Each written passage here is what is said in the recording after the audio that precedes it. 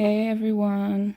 So, because I can't make it on Saturday, I figured I'd do a video and I'll just kind of go through the notes that I have because they're kind of chicken scratch and I don't have time to type it today. So, I'm gonna just give y'all, the tea. This is from our first meeting. Basically, what Mark did is he went through the political spectrum with us, kind of explaining, ultra leftists, fundamental social change, popular control. That's where we fit in, right? That's the good spot. And then the neoliberal side and conservative. So, and these were also recommendations of movies to watch. So that's what that is. But yeah, so he basically went through the political spectrum and kind of mapped out where we fall on that spectrum. So it's really good to get, your mind wrapped around left and right and what there is on the left. He talked more in depth about the ultra leftists and what that looks like. But I didn't write down all those notes. Then we talked about Marxism and the different, ways that Marxism exists, or the different ways that you can practice it. So there's primitive communism, and these words are all something that, y'all could do. What does this sound like to you? Or just a word and definition type of thing, however y'all want to do it. Ancient slavery and social control, feudalism, capitalism.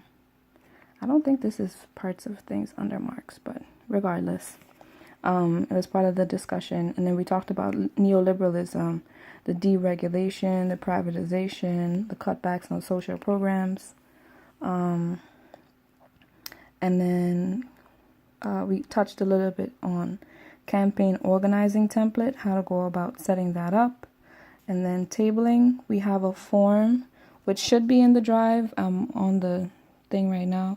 And this caught my eye, so I was looking at this.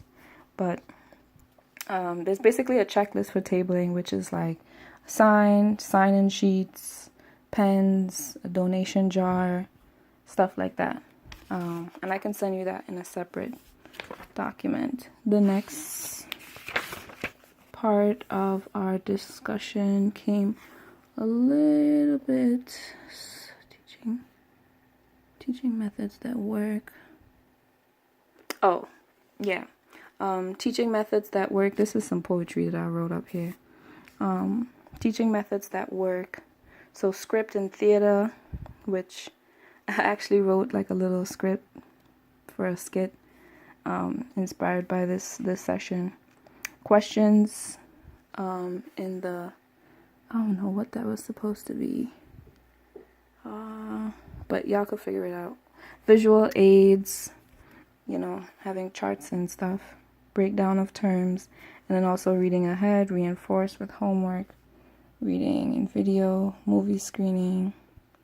So that's different ways to reinforce our teaching, I guess. And then this was from our PE on critical media literacy. I'm looking for the bookmark pages. There it is. This was our session in July. Areas of improvement.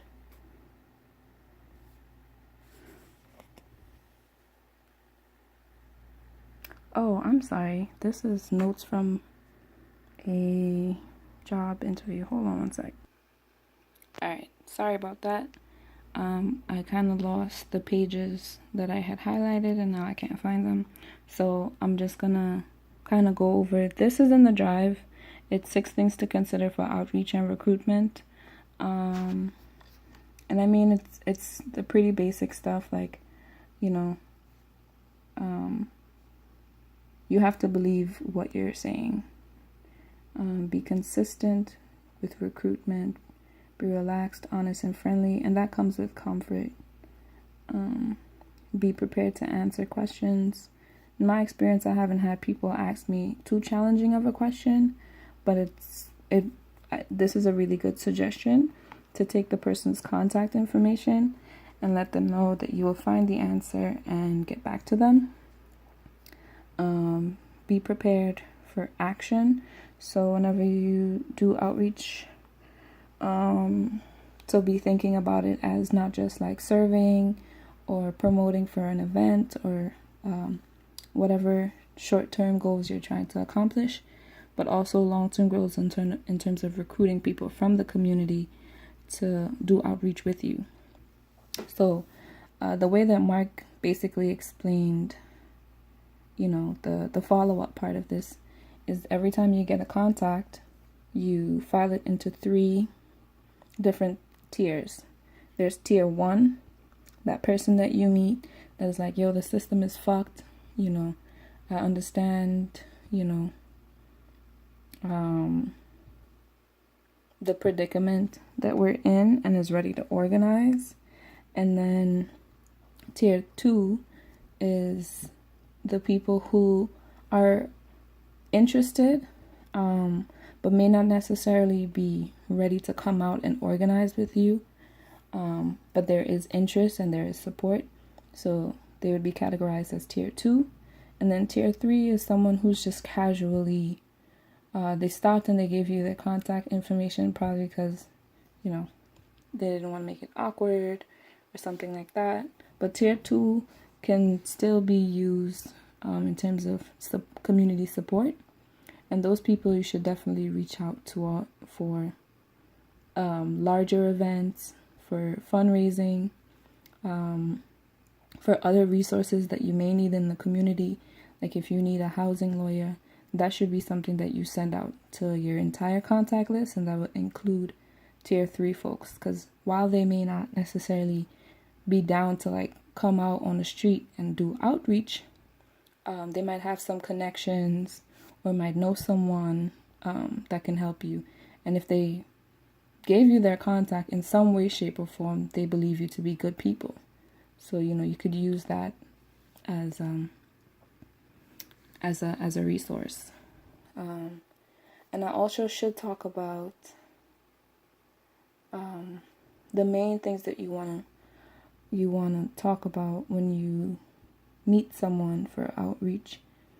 The way that Mark explained it was really simple. You introduce yourself. Hi, my name is Sophia. I'm a part of People Power Movement. We're trying to change society, or we're trying to change, we're trying to create social change. Something that's really simple. Fundamental social change is awesome, and like a lot of people will get it, but some people might just get lost in that bubble of blah, blah, blah, blah, blah. So just kind of like, even if it feels like you're oversimplifying it, like do that, There's no harm in oversimplifying something and then gauging the person's response and then being able to adapt and maybe get more into the nitty-gritty. Because there are people like that in our community. So what he did was he did this exercise on his hand, and he said when you're talking about, once you've done that introductory process, you want to kind of go off your hand like, we believe in, like, talking about the principles. We believe in people power, and you can elaborate a little bit on that.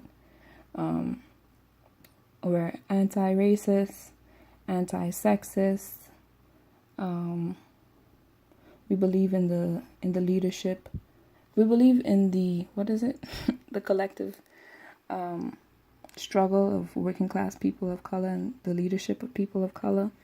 And we believe in independent politics, and always kind of going into what independent politics is, just by saying, we disagree with the two-party system of Democrats and Republicans being our only choice. Something like that. Like that really gets people engaged, because everybody already knows from their own personal experience that politicians are just playing games. And I like this recommendation, particularly in the follow-up, because so this is the thing. You want to set out a schedule for your outreach, something that's a little bit more consistent.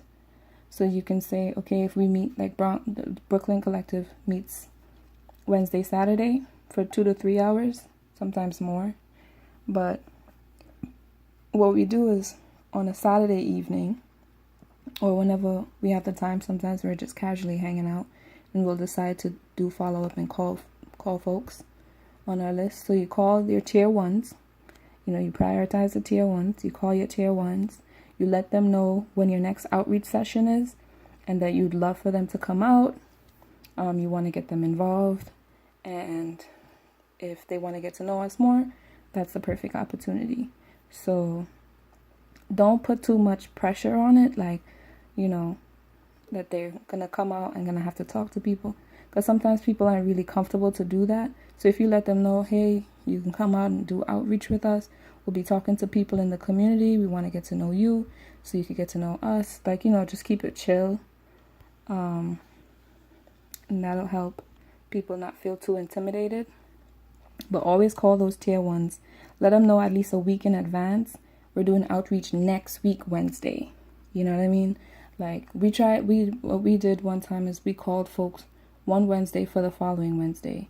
And I mean, although no one really did come to do the outreach, they appreciated the period of time that we gave them to choose. Anyway, this video is getting long, and I think I hit all the points. Always, of course, after 2 follow-up encounters, ask the person to complete a membership form. So say, for instance, we had someone come do outreach with us twice since we met them. We'd be printing out membership forms right now.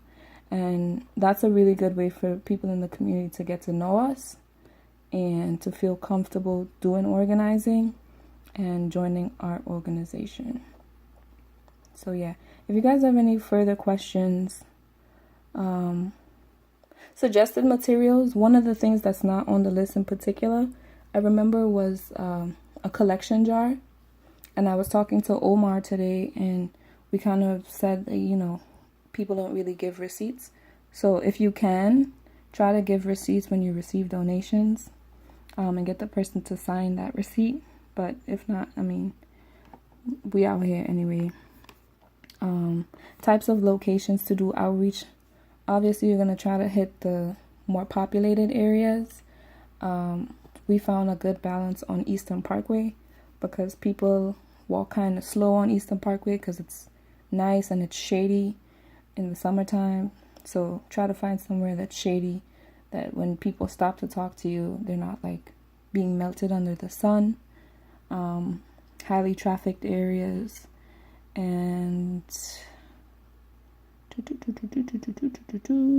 always keep in mind your short and your long-term goals